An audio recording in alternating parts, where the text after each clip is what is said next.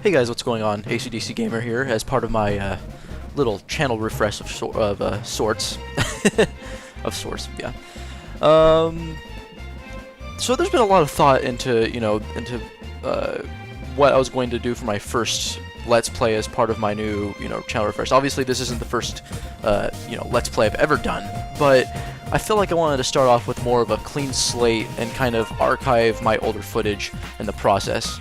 And so, but I really wanted to kind of stand out in some way, with all the other Let's Players that have been out, that are currently Let's Playing. And, I mean, there's a lot of thought into going into this. I'm being completely honest here. There's being unique in some way of, being able to provide commentary in some form that stands out from the rest of the competition, if you will. I shouldn't say that, because that's a terrible, terrible word. And then there's, the actual games that you play, and then there's the production values. I mean, production values I can nail down pretty decently. I mean, I've good enough equipment to record stuff, just by using the game that I'm going to be playing pretty soon, which is on the Wii. I mean, you get the idea. So, let me talk. Anyway, I just want to talk about a game developer that you may be or may not be aware of. Data Design Interactive. They are a UK-based studio. I don't know whether they are still actively in development. I mean, with the with the recession that's been going on worldwide, and I don't believe their titles have sold as well recently, which may be the reason why they may have gone defunct. I've heard that they are, as of 2009, they've actually stopped creating video games. Anywho, they're known as Data Design Interactive, and they've done games ranging from Anubis II. It's spelled out as Anubis 2, but it's a misnomer. It's really Anubis II. There's no Anubis 1 at all, and I believe officially it's called Anubis II. So that's my citation there. The Kids Sports series, the Monster Trucks series, such as Arenas. The Mythmaker series, interestingly enough, kind of like a Harry Potter knockoff, and Nickelodeon Party Blast. This was actually for the Xbox, and looking at a couple of trailers, that game does not look good at all. Yeah, it's really bland. Anywho, they've also created this one game that was first released on the PlayStation 2 back in 2005, known as Ninjabread Man, which I can agree the name sounds pretty awesome, and the game box art doesn't look horrible either. It's not great, but at least it has some art style going for it. It's consistent, it pops out. Decent use of the color wheel and such. This is just off the top of my head. I haven't seen. Yeah, you get it. You get the idea. Quite a lot of shovelware if you look at critical reviews of the game and whatnot. And Ninjabread Man is definitely one of those shovelware titles, especially for the Wii when they re-released the game for that system in 2007, a good 2 years after their PlayStation 3 release. I mean, Okami has done it too, but that game is obviously much better than this game. So all this is part of their publishing label known as Popcorn Arcade. I believe this was done in tandem with Conspiracy Entertainment. At least Conspiracy Entertainment did publish their later releases. But I guess, according to Wikipedia, from 2007, DDI released over 30 family-friendly, that's in quotations, titles on its Popcorn Arcade label targeted at casual gamers. I believe this also caters to, like, the younger audience, kids. Simple in graphics and gameplay and use characters intended to appeal to children. Okay, that basically just to confirm my words there. That includes Ninjabread Man, Billy the Wizard. Oh god, that box art is just terrible. And Mythmakers. So just a couple of brand names that are just supposed to appeal to children, like nothing like or nothing unlike Teenage Mutant Ninja Turtles or Mario or some family-friendly kid label. What really astonishes me is that apparently these games have sold over 3 million units combined. 2 million of those were in the first year. This was in 2007. Okay, that's more than how well Okami released initially, how well Psychonauts released initially, and I especially believe Beyond Good and Evil. 3 excellent, critically acclaimed games have sold worse than this pile of shit. Pardon my French. And so it really astonishes me that they have, they've gained like licenses from Kawasaki, Mini, the Mini Coopers, Harry fucking Potter, and more. And it's really astonishing considering if you just look at some of these games, how rushed and shoddily made they are. But anyway, ranting aside, Ninjabread Man is the game that I've decided to play through, and hopefully I will survive. Honestly, the game isn't too long, and you know, it is somewhat memorable with how just god awful it is. And so I decided to, you know, kind of share my experience with you, and hopefully, you know, for your own benefit, you know, to kind of just dredge through this shoddily created game, and you know, I guess I just kind of wanted to go off the, you know, the beaten path, or whatever the hell that phrase is in its exact, you know, verbatim wording. So, and I'm aware that, you know, other people might have played through this game before, and honestly, this game isn't really that long. You can play through this in an hour without really many problems if you know how to beat through it. And honestly, you'll understanding the game's mechanics like I have, it's not horrible in terms of actually, you know, being unable to. You can definitely beat this game in a short matter of time. Anywho, so I guess it's time for me to just start playing the game now, and yeah, so enjoy. Now, one thing to keep in mind is that this game does not support progressive scan, so it's going to be interlaced, which means I'm going to have to de-interlace this piece of shit. So that's wonderful. Thank you, Data Design, for, you know, really making use of the Wii's features, especially with the I don't know, even the artwork just doesn't look that great. I don't know if it's just because of my TV. It is a HD TV. Oh yeah, the Gods engine, Havoc physics apparently it uses. I don't know where. I'm sorry, I have no words for that. But yeah, even just some of the sort of, you know, labels, such as like the Wii Remote labels that you always see, just don't look that great on this. Like they just got some JPEG, like heavily compressed JPEG, and decided to stick that in there. Yeah, I don't know. But anyway, one red flag you could probably see here is the title screen here. There's no audio issues on my end. There's just no sound that plays at all, which is it's quite incredible actually. I mean, sure it has the game world and stuff, but there's just nothing going on. I mean, you have the static, just, you know, title part on the left-hand side of the screen, and of course, you know, the start thing. It's bland. One thing though that I'm actually surprised by is how not terrible the graphics are. Now, I'm not saying that they're amazing. They are certainly not, but it's not the worst looking game I've ever seen. Like, sure, you know, lack of polygons in some of the models, like you can see on that, you know, red and white lollipop, but it's just, I don't know. I think I've seen worse looking games. So yeah, I've 100%ed this game. Really not hard to. So I guess I'm gonna use this profile. Okay. Now one thing. Oh, there we go. There's the title screen. There's the music that we've been looking for. Yeah. Anywho, you know, you got your generic sort of options. Well, actually, okay. How to play, controls, sound. There's sound options to this. Oh, it's just music and. Okay. So really nothing to brag about. Profiles, that's interesting. Oh, okay, just, what the fuck is that? Why would you have like a main, what the fuck is this? I don't know, I'm confused. This scares me. Alright, anyway, okay, I guess I shouldn't bag on something that I really don't know what to do. I guess this just switches your profile around, but why wouldn't you just, you know, have a go back button, just, you know, go to your, you know, save files? Like, it makes no sense to me. Anyway, but I mean, this isn't the worst part of the game, so I guess we'll start playing now, and, yeah, so we have, this doesn't score anything. There are 4 levels in this entire game, one of them being the tutorial level, so,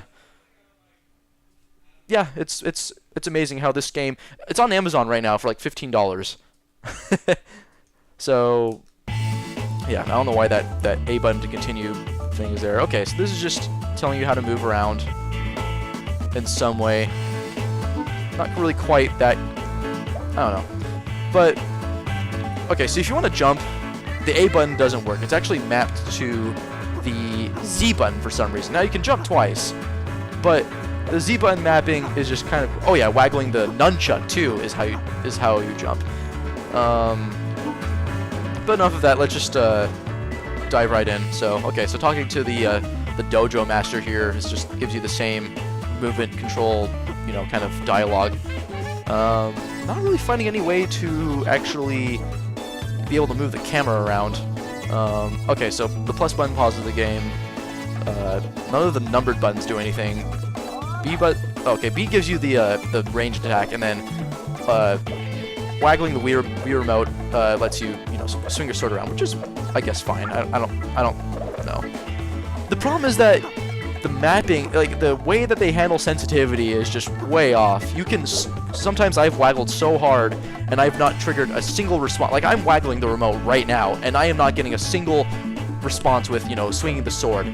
I mean, I guess maybe the game engine is expecting me to stop waggling the remote, and then it'll set some flag like, oh, you can attack again. I really don't know. Anywho, yeah, you have to shake the Wii remote to jump. Despite the A button doing nothing whatsoever, they decided to map this to the nunchuck instead. I really don't know. Anyway, yes, you can double jump, and luckily I'm actually able to pull these jumps off. I mean, the Z button lets you do it, so that's quite.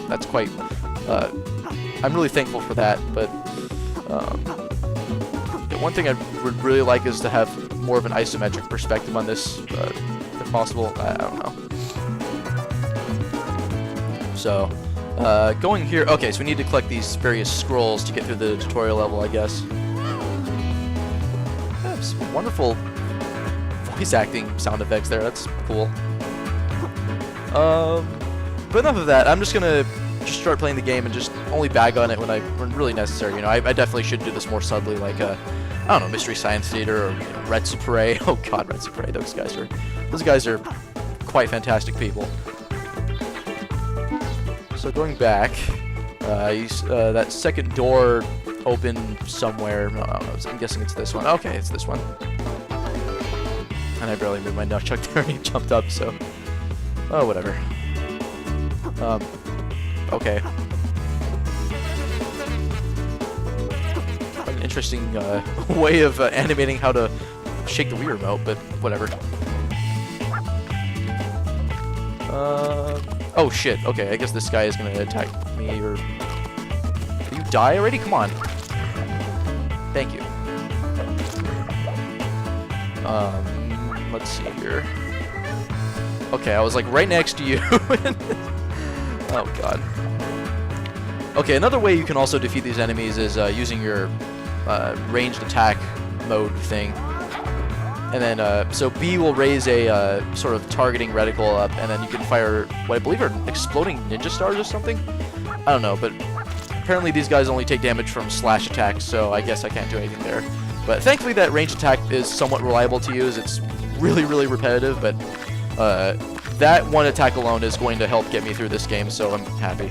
Oh, I guess you're supposed to attack these guys from the front. Oh well. So we got our second scroll of awesomeness.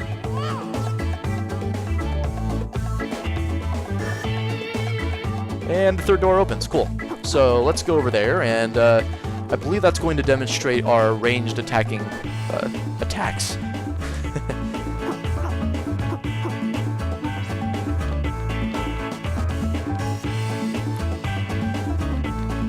Oh, and there's also a score up on the top left in case you're for some reason interested. Okay, so this, I believe, is the last of the 3 doors that we need to go through. Didn't really plan this game out in advance, but honestly, for something like this, you don't really need to. Okay, yeah, so this is where the Wii remote comes in more, is just the the use of the pointer system. So we have these targets up here, and oh, cool. So we do get a bit of a lock-on system that actually somewhat works. So that's actually not bad. Don't know how well this will actually translate when I'm fighting enemies, but whatever. I don't mind that.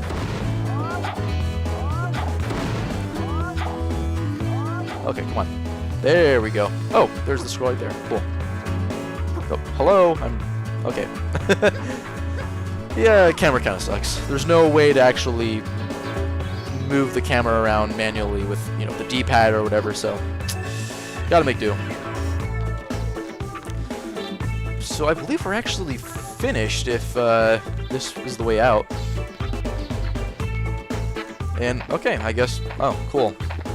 No real flashy thing, just this bland box. Okay, enough of that. Continuing. Loading. Loading even more. I mean, to be fair, the art actually looks pretty cool. Like, you'd think it would be kind of somewhat interesting. Okay, yeah, so new things. We have set amount of health that we can actually raise, although there's one kind of flawed part about the health system that I don't quite like, but, I mean, who cares? I'm not gonna... I'm only gonna play this game for like an hour, and then I'm never going to touch this game for who knows how long. Although, I wish the hearts wouldn't fly up like that. So, the kind of objective here is to collect these battery packs of sorts to power up this portal, which I believe takes you to the next level, if I'm not mistaken. So, so you'll be fighting, you know, through enemies and exploring. I guess this counts as an action-adventure kind of 3D platformer of sorts. Although there's no real, like, items that are persistent in terms of your overall quest, like, you know, when you actually beat the game, unlike, you know, let's say getting the stars in Mario 64 or Galaxy, or, like, the jigsaw pieces in, you know, Banjo-Kazooie games. This is just per level, so really nothing there. There's some attacking or icon of sorts on the bottom left. I don't remember off the top of my head what that does, although that may have to do with your range attack. So I believe your Ninja Star attack is not as powerful as slashing, although oh, that's cool. You could do a little well, if I could actually fucking use the sword again. Oh, god damn it. Come on, die. Okay, this is why I hate using the sword, because whenever I actually try to, you know, hit them with the sword, it doesn't really work. I mean, there's nothing wrong with the hardware. I mean, Twilight Princess demonstrated waggling, you know, quite well. Whenever you know, the way that sensitivity was handled was quite nice. Even if it was as simple as just, you know, doing a slight shake with the Wii remote, you could actually, you know, reliably attack people in the game. That game is really awesome when you're on the Wii, you know, even without the free camera system or playing it, you know, with more traditional GameCube controls. So, basically, in short, there's no excuse for Data Design to really have a, you know, this really inconsistent, shitty sword system. Even if it is the more powerful of the options. Okay, and these cakes here are assholes. Although apparently I'm actually, oh, cool, awesome. Okay, so whenever you reach 10 hearts, you gain a 1-up, but I believe in the process it resets your amount of hearts back to 5, if I'm not mistaken. As I'll show here pretty shortly, unless I actually, you know, take too much damage to the point where I actually can't gain extra life. Does anyone remember when lives used to be, you know, a staple of early games, and really not the case anymore, aside from like Mario Galaxy? Doesn't seem like very many games use that anymore. Although, to be fair, not very many games are platformers that, you know, utilize, you know, the kind of gameplay elements that you would expect out of a platformer. So, okay, so we're almost halfway done collecting these battery packs of ninja-ness. I don't know how they really fit in, but whatever. Suspension of disbelief, I guess, is the key to really just being involved in this game world.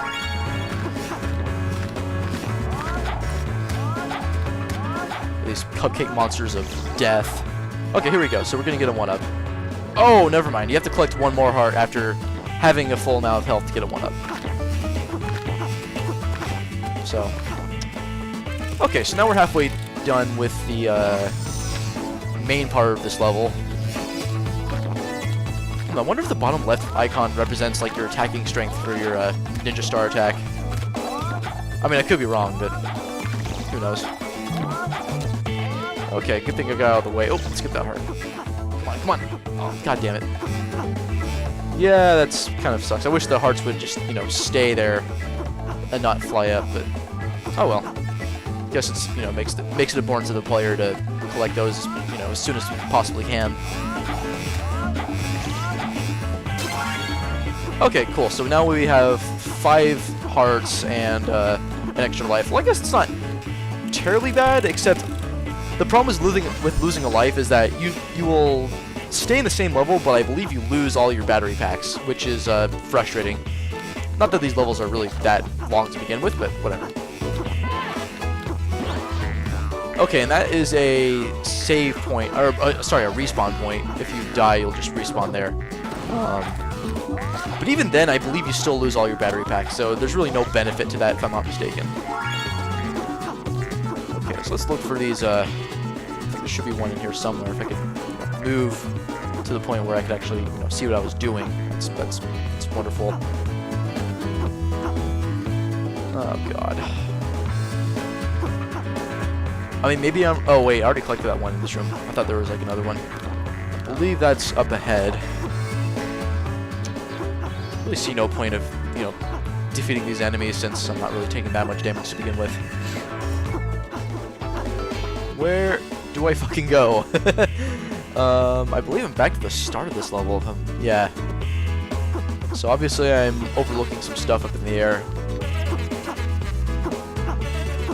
I believe I heard a buzzing sound somewhere where there was like bees of some sort. I think we'll go back that way. It's really the only other place I can think of that actually has what I'm looking for. Okay, this is definitely where I need to be. The bee should be up here somewhere if I can actually... I don't know. Oh, okay, so you can actually move the camera around with the pointer. Not quite... I don't know. It doesn't seem very intuitive in comparison to, I don't know, using the actual buttons that you guys didn't program any of the game's actions for. That's wonderful. But where's this bee I'm hearing? I believe that's the sound effect they use for the bees in this game, but I really don't know. It's actually been like 2 years since I actually played this game for the first time, and considering how just memorable this experience is, it's kind of likely that I'll just remember where to go. But no matter.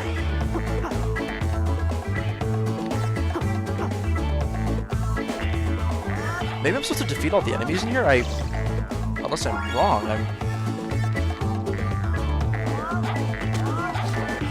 Like how there's that stationary cake of death there that doesn't do anything.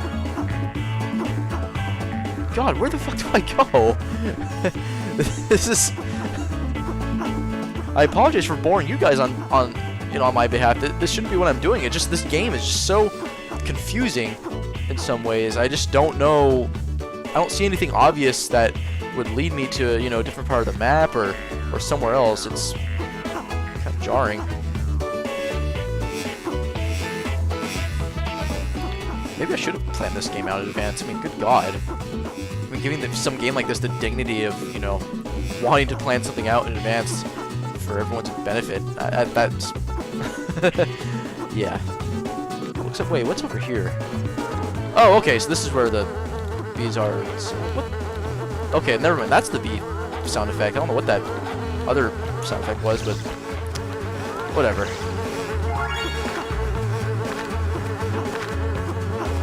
Oh, that's right. The arrow actually represents where the next battery pack to get is. Should have been paying more attention to that. So, okay, so apparently my Ninja Star attack is at full power because now I'm just one-shotting the shit out of everything, which is awesome. I'm really glad that I have that benefit. Although if you take damage, I believe you lose out on your attack power too. So, gotta play this game well, people. Okay, so the next one is this way. Okay, so there is kind of a linear. Oh, unless there's. It's over here. Where the hell, arrow? Come on. Be consistent for once.